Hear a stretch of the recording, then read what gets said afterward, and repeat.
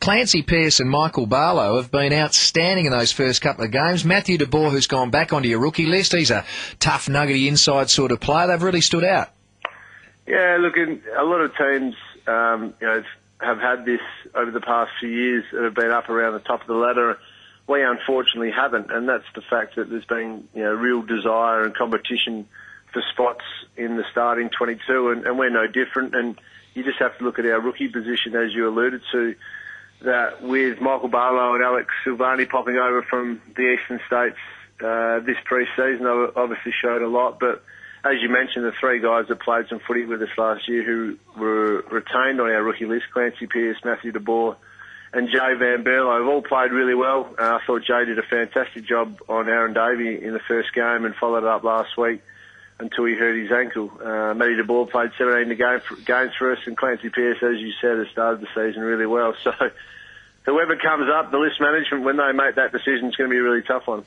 Pav, 28 seconds to go last weekend. You weren't playing, of course. You would have been sitting there glued to it either at the ground or at home. I'm sure. What were your thought process? Fremantle of old probably wouldn't have thought their way through the way that they did, but excellent work by Tarrant and Sandilands in particular to work their way out how we're going to win this game. Yeah, look, firstly, absolutely wrapped that the boys won, and we certainly deserved to win the game in terms of the way we played and controlled the football most of the day. I mean, as we know, though, that doesn't necessarily always mean that you win the game of football, but it was great to see the boys fight back in those last few minutes and get the victory. But, we reviewed the game, and there was probably 2 or 3 opportunities for us to go, quite long down the middle with the remaining sort of 2 or 3 minutes. I think we had 2 kick-ins just before Taz went long to Aaron, and were able to get that play. So we've reviewed that, but you're right, it was some experienced guys understanding the situation and then executing it as well as possible. You're one of only 3 clubs, Pav, not to have won the pre-season competition. Is it something now that you'd like to do, given you're so close? As I said, we want to win every game of football we play, and that being the case, we want to keep developing our game plan and making sure our younger players are really well equipped for the season ahead. If that means we win the pre-season cup, fantastic, and what a great thing for the club in terms of supporters and members, but certainly for the guys with regard to getting some real confidence going into the season. Pav, is it just my eyes were deceiving me, but Mundy, Murphy and Mayne look very similar with their manes of hair. They do.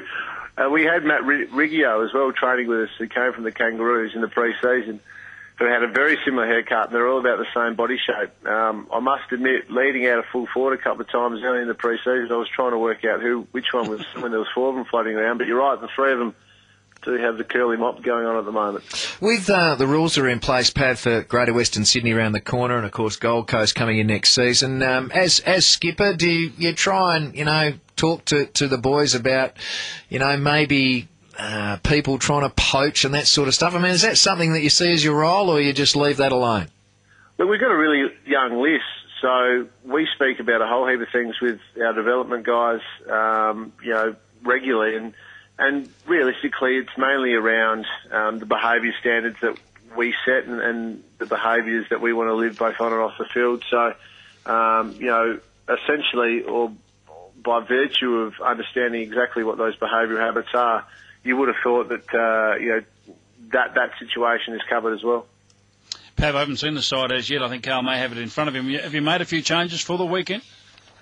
Yeah, look, the guys trained this afternoon, and we had a couple of guys pull up a little bit sore from the weekend who trained only parts of the session, so they were being assessed sort of after training and even into this evening. So I dare say there'd be a handful of changes, but again, that was probably going to be made a bit later tonight before we hop into the plane tomorrow morning. Well, Ballantyne's definitely out, mate, and he's been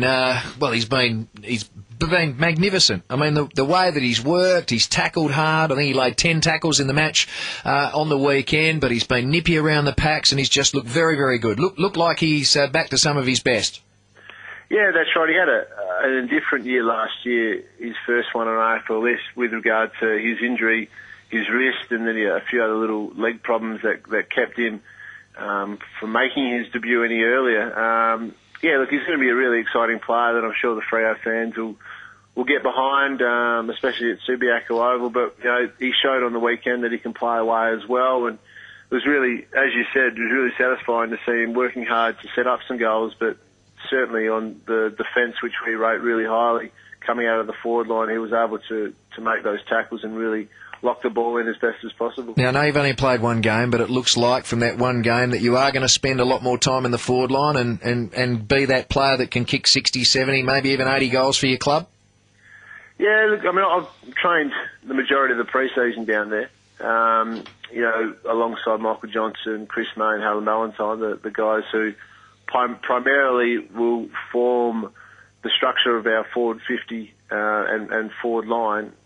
Des Headland, obviously, you throw into that structure as well, along with a couple of the midfielders that always play up high, as is the game now. So, on that basis, I would have thought I'd play a fair bit more forward, sort of back to the 2005 through 2008 situation where I did play mainly as a forward. So, that being the case, I'm excited and looking forward to the season. And Pav, how about your own body? Because there was a bit of thought around Christmas time you might have had a little niggle around the knee area. Is that all good and no long-term problems?